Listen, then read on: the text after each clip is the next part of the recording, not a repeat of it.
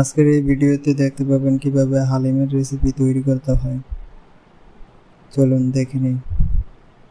আপনার কাছে যদি আমার এই ভিডিওটি ভালো লেগে থাকে অবশ্যই ভিডিওতে একটি লাইক এবং কমেন্ট করে আমাকে জানিয়ে দেবেন। প্রথমে মাংসটা থেকে রেডি করে নেব। আদা বাটা, রসুন বাটা, সাথে দিয়ে দেব পেঁয়াজ এবং তার সাথে স্বাদ মতো লবণ দিয়ে নেব। তারপর দিয়ে দেব হলুদ এবং স্বাদ মতো মরিচ। বেশি ঝাল খালে ঝাল বেশি করে দিবেন, আমি কমিয়ে দিলাম। সাথে 2টা তেজপাতা দিয়ে দিলাম, এটা না দিলেও চলে। পরিমাণ মতো তেল দিয়ে নিলাম। তেল দিলে মাংসটা ভালো কষবে এবং স্বাদ হবে, হালিমটা দেখতে সুন্দর হবে।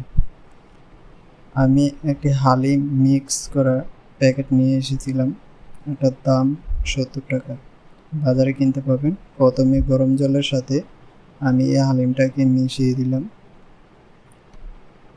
একটি কড়াই বসিয়ে সেই কড়াইতে প্রথমে তেল দিয়ে নিলাম।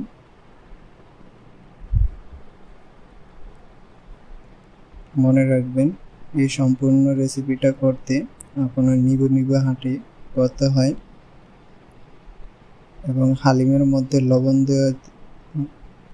লবণ না মিশালেই চলে, তবে অল্প পরিমাণে লবণ দিবেন। লবণ বেশি না দেওয়াটাই ভালো, কেননা হালিম মিক্সের মধ্যে প্যাকেটের মধ্যে পরিমাণ মতো লবণ দেওয়া থাকে এবং আপনি কতটুকু জল মিশাবেন সেই দিকটাও প্যাকেটে দেওয়া থাকে। সব কিছু দেখে তারপর রেসিপিটা তৈরি করতে পারবেন। প্রথমে পেঁয়াজগুলোকে ভালোভাবে ভেজে নিতে হবে। ভেজে মাখানো মাংসটাকে কষানোর জন্য প্রথমে দিয়ে দিবেন। মাংসটা খুব সুন্দরভাবে কষাতে হবে।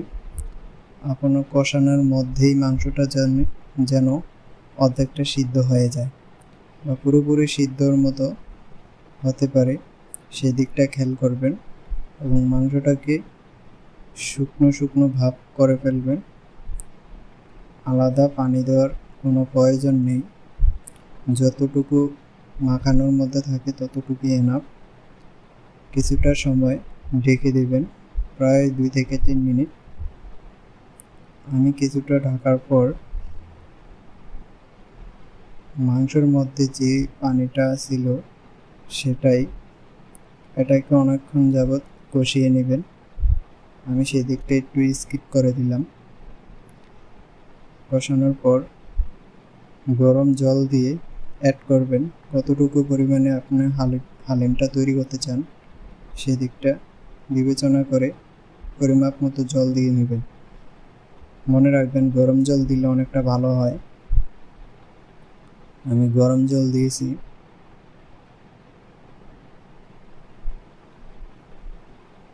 এইভাবে আরও 2 থেকে 3 মিনিট হিট দিয়ে নেবেন ঢেকে রেখে। 2 থেকে 3 মিনিট পর আমার ঠিক এরকম একটি ভাব চলে এসেছে। শুধু খালি মাংসটা আমি সিদ্ধ করেছি। এখন আমি যে হালিমটা ভিজিয়ে রেখেছিলাম মিক্সারটা, সেটা এখন আমি দিয়ে দিয়েছি। এইভাবে দিয়ে হালকা একটু লাড়া দিয়ে আবার ঢেকে দিবেন প্রায় 10 মিনিটের মতো। এরকম নিবু হাঁটে দেওয়ার চেষ্টা করবেন, বেশি দিলে পড়ে যাওয়ার সম্ভাবনা থাকে। এভাবে মশলাটা যে সময় হওয়া পথে আসবে বা হালিমটা রেডি হওয়ার পথে, তখনই হালিমের মধ্যে থাকে একটি মশলা থাকে, সেই মশলাটা অর্ধেক দিয়ে দিবেন। নামানোর পর আর অর্ধেক দিয়ে দিবেন, তাহলে সুন্দর একটি ঘ্রাণ চলে আসবে।